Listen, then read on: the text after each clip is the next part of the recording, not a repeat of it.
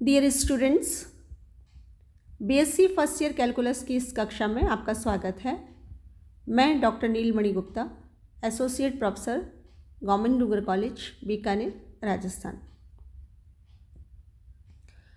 Calculus के previous lecture में हमने एसिम्प्टोट्स यानी अनंत स्पर्शी क्या होती है तथा किसी कर्व की कितनी अनंत स्पर्शियाँ होती है, साथ ही अनंत स्पर्शियाँ ज्ञात करने का क्या मेथड है, इन सब के बारे में चर्चा की थी और उससे संबंधित एक दो एग्जाम्पल्स भी डिस्कस किए थे।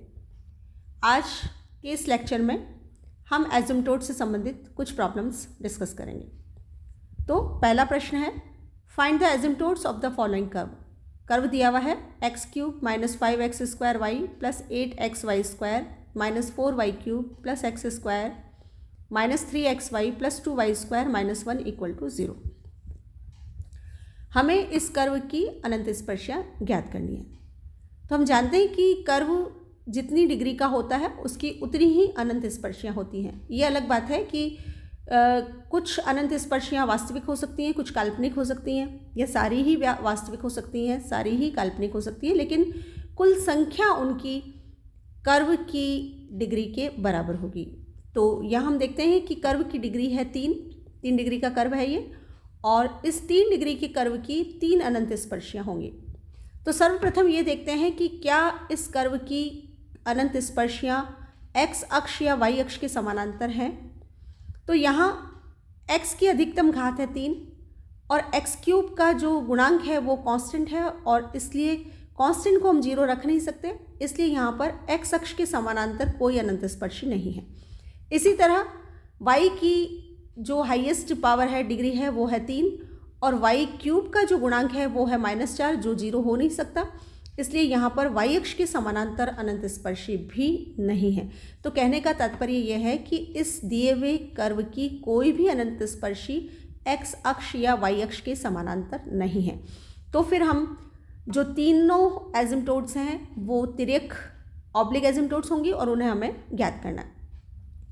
तो जैसा कि प्रीवियस लेक्चर में मैंने बताया था कि तिर्यक अनंत स्पर्शी ज्ञात करने के लिए सबसे पहले हम जो हाईएस्ट डिग्री टर्म्स हैं, यानी यहाँ 3 डिग्री की जो टर्म्स हैं, यहाँ 4 टर्म्स नज़र आ रही हैं, इन टर्म्स में x की जगह 1 और y की जगह m रखने पर हमें जो रिजल्ट मिलता है उसको हम इस तरह लिखते हैं phi3m।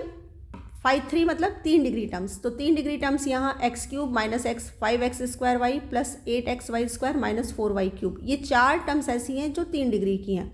तो इन 3 डिग्री टर्म्स में हम x की जगह 1 और y की जगह m रखेंगे, तो हमारे पास phi3m आएगा और वो आ रहा है 1 - 5m + 8m² - 4m³। इसको हम समीकरण नंबर 1 मान लेते हैं।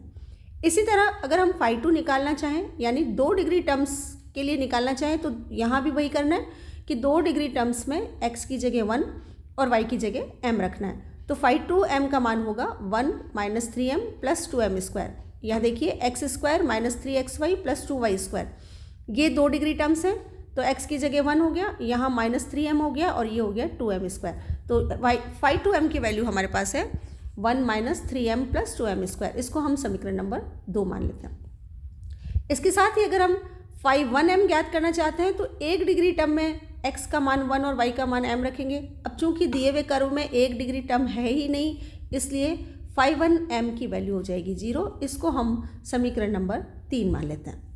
अब अनंत स्पर्शियों के लिए m का मान ज्ञात करने का हमारा सूत्र था phi_nm = 0, जहाँ n दिए हुए कर्व की डिग्री थी। अब चूंकि यहाँ दिए हुए कर्व की डिग्री 3 है, तो उस सूत्र को हम phi3m = 0 लिखेंगे, और phi3m का मान हमारे पास नंबर 1 समीकरण से है, उसको हम शून्य करते हैं, तो हमारे पास रिजल्ट है 4m³ - 8m² + 5m - 1 = 0।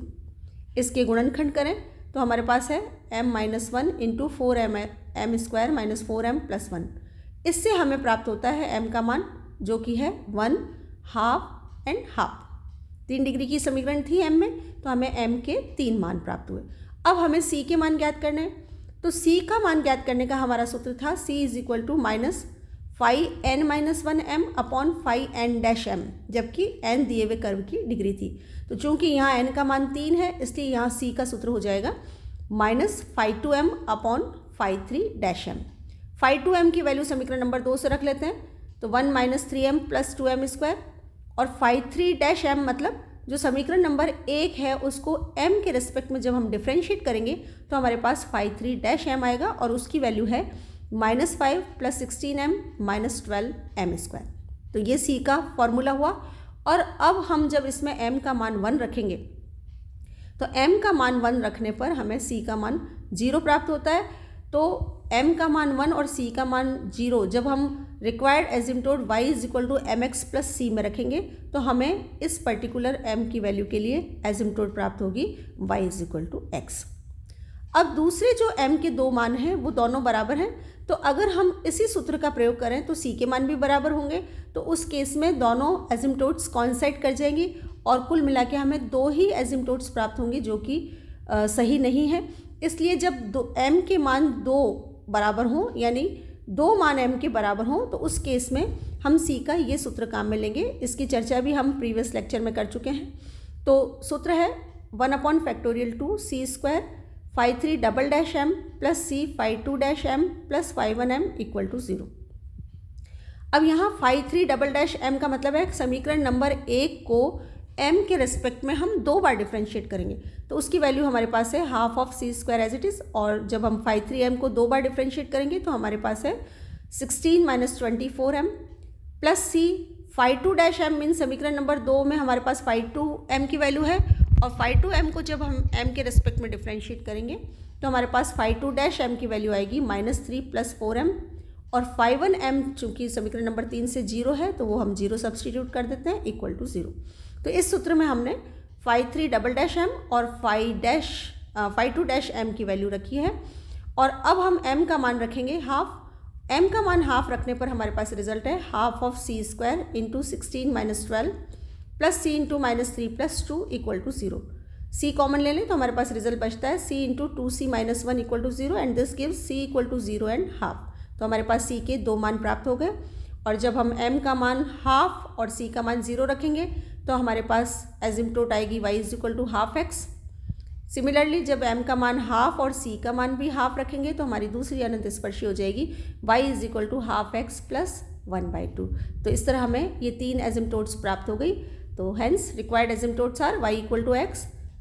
इसको अगर हम एलसीएम लेके लिखें तो ये हो जाएगा 2y equal to x and 2y equal to x plus 1। तो इस तरह इस प्रश्न की तीनों अनंत स्पर्शियाँ हमने ज्ञात की। एक और प्रश्न है, find the asymptote of the following curve. अब कर्व दिया हुआ है, 2 पार्ट हैं इसके। पहले पार्ट में x cube minus x square y minus x y square plus y cube plus 2x square minus 4y square plus 2xy plus x plus y plus 1 equal to 0। एक बार फिर curve की जो समीकरण है वो 3 डिग्री की है, और जैसा कि मैंने बताया था यहाँ हाईएस्ट डिग्री टर्म्स x और y, एक्स क्यूब और वाई क्यूब दोनों के गुणांक कांस्टेंट है। तो एक बार फिर इस कर्व की कोई भी समानांतर अनंत स्पर्शी नहीं होगी। समानांतर अर्थात x अक्ष और y अक्ष के समानांतर इस कर्व की कोई भी अनंत स्पर्शी नहीं होगी। तो जो 3 डिग्री कर्व है तो 3 अनंत स्पर्शियाँ होंगी, और तीनों ही इस केस में एक बार फिर ऑब्लिक एजिम्टोट्स यानी तिर्यक अनंत स्पर्शियाँ होंगी। उनको ज्ञात करने के लिए हमें फिर फाई nm का मान चाहिए।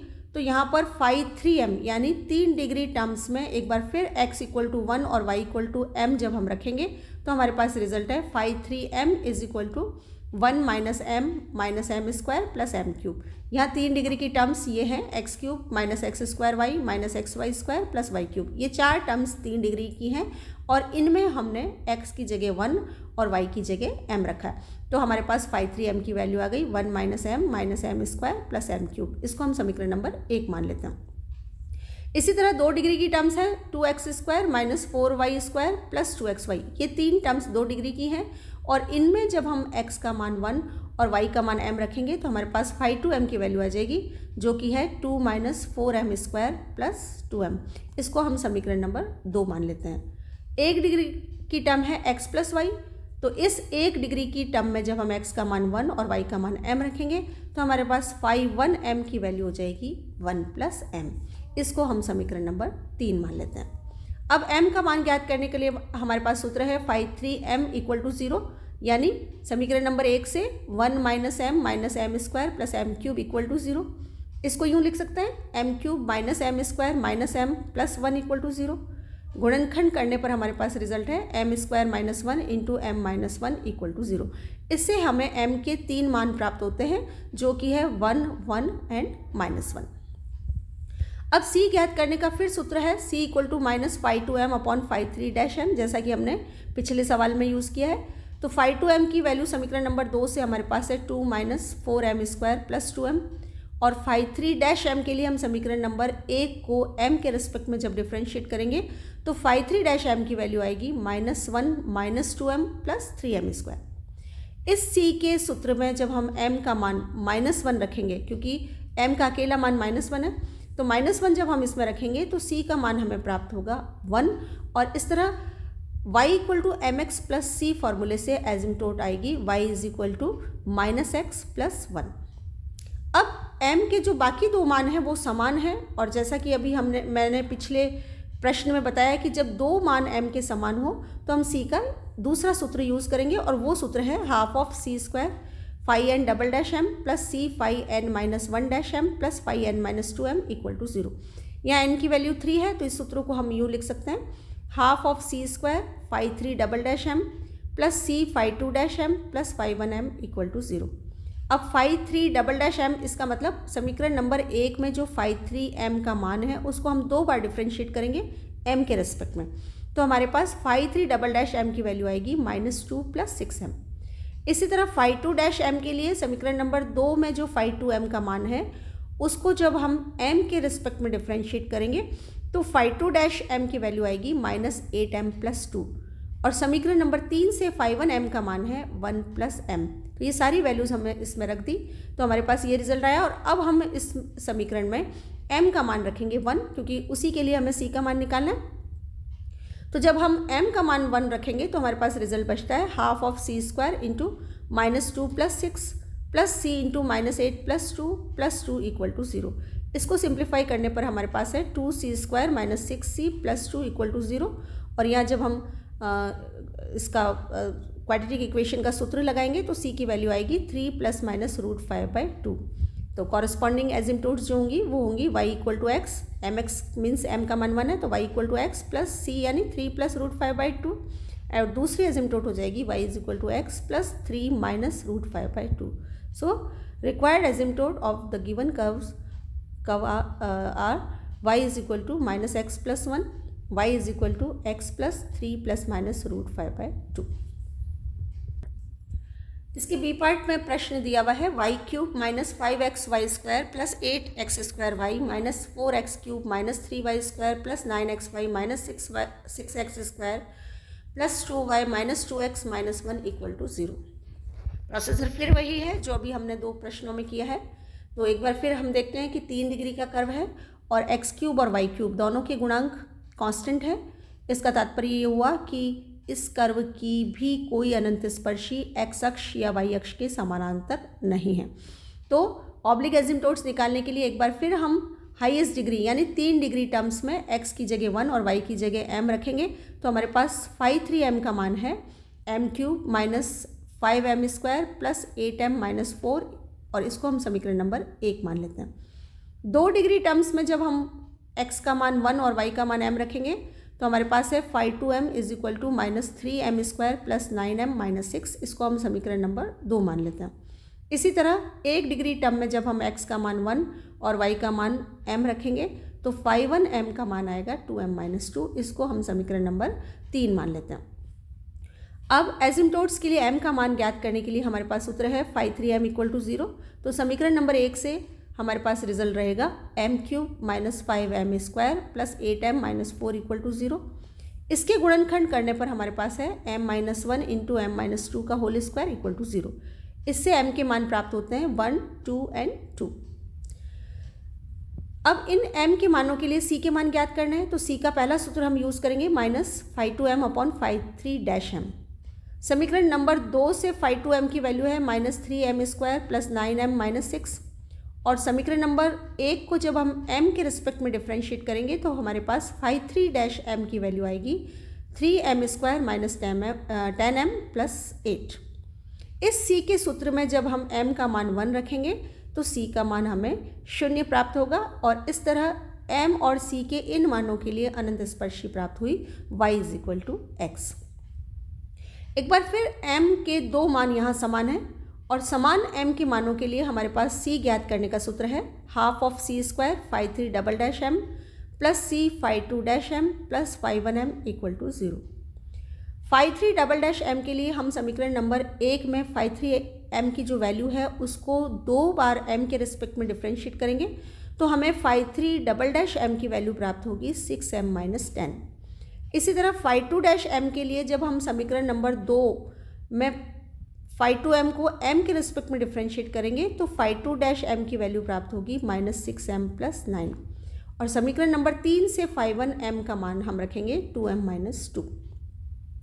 अब इस रिजल्ट में हम m का मान 2 रखेंगे तो हमें प्राप्त होगा half of c² × 12 - 10 plus c × -12 + 9 plus 4 - 2 = 0। Simplify करने पर हमारे पास है c² - 3c + 2 = 0, जिसके गुणनखंड करने पर हमें c के मान प्राप्त होते हैं 1 और 2। तो m के मान के लिए हमें c के 2 मान प्राप्त हो गए। तो जब हम कॉरेस्पॉन्डिंग एजिम्पटोट निकालेंगे y = mx + c के फॉर्मूले से तो हमारे पास रिजल्ट है y = 2x + 1 and y = 2x + 2। एक में c का मान 1 है, एक में c का मान 2 है, m के मान 2 है दोनों में। तो इस तरह दिए हुए कर्व की जो अनंत स्पर्शियाँ हैं वो होंगी y = x, y = 2x + 1 और एंड y = 2x + 2। एक प्रश्न और लेते हैं। Prove that the following curves have no real asymptotes. हमें ए और बी पार्ट करके 2 कर्व्स दिए हुए हैं और हमें ये सिद्ध करना है कि इन कर्व्स की कोई वास्तविक अनंत स्पर्शियाँ नहीं है। दूसरे शब्दों में कहें तो जो भी अनंत स्पर्शियाँ हमें प्राप्त होंगी वो काल्पनिक होंगी। कैसे देखते हैं। पहला कर्व दिया हुआ है x⁴ + y⁴ = a² × x² - y²। अब ये जो कर्व दिया हुआ है वो 4 डिग्री का है और हम देखते हैं कि 4 डिग्री की दोनों x और y की टर्म्स के जो गुणांक हैं वो कांस्टेंट है। इसका ये मतलब हुआ कि यहाँ पर इस कर्व की भी कोई भी एजिम्पटोट x अक्ष या y अक्ष के समानांतर नहीं है। इसका तात्पर्य यह है कि इस कर्व की जो 4 अनंत स्पर्शियाँ होंगी वो चारों ऑब्लिक अनंत स्पर्शियाँ होंगी, तिर्यक अनंत स्पर्शियाँ होंगी। तो ज्ञात करने के लिए एक बार फिर हम जो हाईएस्ट डिग्री टर्म्स हैं यानी 4 डिग्री टर्म्स हैं इनमें x की जगह 1 और y की जगह m रखेंगे तो हमारे पास 5/4m का मान आएगा 1 + m⁴ और इसको हम समीकरण नंबर 1 मान लेते हैं। इसी तरह 3 डिग्री की टर्म्स जब हम देखते हैं तो इस कर्व में 3 डिग्री की कोई टर्म नहीं है और चूंकि 3 डिग्री की कोई टर्म नहीं है तो यहाँ पर फाई 3m की वैल्यू हो जाएगी 0। अब m के मान ज्ञात करने के लिए हम 5/4m = 0 से शुरू करते हैं तो हमारे पास है 1 + m⁴ = 0। इसको यूँ लिख सकते हैं m² + 1 whole square minus 2m² = 0। इसके अगर हम फैक्टर्स करें a² - b² के रिजल्ट से तो हमारे पास है m² + 1 minus √2m into m² + 1 + √2m = 0। अब ये दोनों इंडिविजुअली सॉल्व करेंगे द्विघात समीकरण के हिसाब से तो हमें m के मान प्राप्त होंगे। पहली समीकरण m² + 1 माइनस √2m = 0 से m के मान मिल रहे हैं हमें 1/√2 इंटू 1 + माइनस आयोटा। इसी तरह दूसरा गुणनखंड है m² + 1 + √2m = 0। इसको जब हम m के मान के लिए सरल करेंगे तो हमें m के मान प्राप्त होते हैं 1/√2 इंटू -1 + माइनस आयोटा। तो सारी वैल्यूज़ यानी m के ये 2 मान भी और m के ये 2 मान भी, तो चारों मान m के काल्पनिक प्राप्त होते हैं। इसका मतलब m के मान काल्पनिक होने से ये प्रूव हो जाता है कि दिए हुए कर्व की सभी अनंत स्पर्शियाँ काल्पनिक है या यूँ कहें कि दिए हुए कर्व की कोई भी अनंत स्पर्शी वास्तविक नहीं है। अब इसका बी पार्ट यानी दूसरा कर्व दिया हुआ है x² y² + x² = a² × x² - y²। एक बार फिर हमारे पास 4 डिग्री की इक्वेशन है और यहाँ भी हमें यही सिद्ध करना है कि इस कर्व की भी कोई वास्तविक अनंत स्पर्शी नहीं है। तो 4 डिग्री की समीकरण है तो 4 अनंत स्पर्शी ज्ञात करेंगे। सबसे पहले x⁴ का जो गुणांक है वो 1 है, यानी कांस्टेंट है, तो x अक्ष के समानांतर कोई भी अनंत स्पर्शी हमें प्राप्त नहीं होगी। तो y⁴ यानी 4 डिग्री की यहाँ टर्म y में नहीं है। y² का गुणांक हम देखें, पहले मैंने 5 4m ले लिया है तो पहले वो देख लेते हैं। तो जब 4 डिग्री की इक्वेशन है तो एक बार फिर 4 डिग्री की टर्म्स में जब हम x का मान 1 और y का मान m रखेंगे तो हमारे पास 5 4m की वैल्यू आएगी m² + 1। और इस कर्व में भी 3 डिग्री की कोई टर्म्स नहीं है, तो इस कर्व के लिए भी 5 3m की वैल्यू 0 होगी। तो m का मान ज्ञात करने के लिए हमारे पास 5 4m = 0 सूत्र है, और इस सूत्र का प्रयोग करेंगे तो हमारे पास रिजल्ट है m² + 1 = 0, और इससे हमें m के मान प्राप्त हुए ± i, यानी ये m के 2 मान जो हमें प्राप्त हुए ये काल्पनिक है। अब हम y² के गुणांक की बात करें तो इस दिए हुए कर्व को हम यूँ लिख सकते हैं y² × x² + a² + x⁴ - a² x² = 0।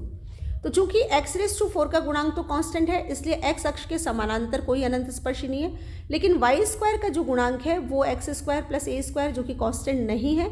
तो जब हम इस गुणांक को शून्य करेंगे यानी x² + a² = 0, तो हमें 2 अनंत स्पर्शियाँ जो कि y अक्ष के समानांतर प्राप्त होंगी, वो होंगी x = ± a i। तो 2 अनंत स्पर्शियाँ जो हमें यहाँ प्राप्त हुई ये भी काल्पनिक है, और जो पहले m के 2 मान प्राप्त हुए वो भी दोनों काल्पनिक थे। इसका मतलब जो चारों अनंत स्पर्शियाँ हमें इस कर्व की प्राप्त होंगी वो काल्पनिक होंगी। तो इसका ये तात्पर्य हुआ कि दी हुए कर्व की कोई भी अनंत स्पर्शी वास्तविक नहीं होगी। आज के लिए इतना काफ़ी है। Thank you.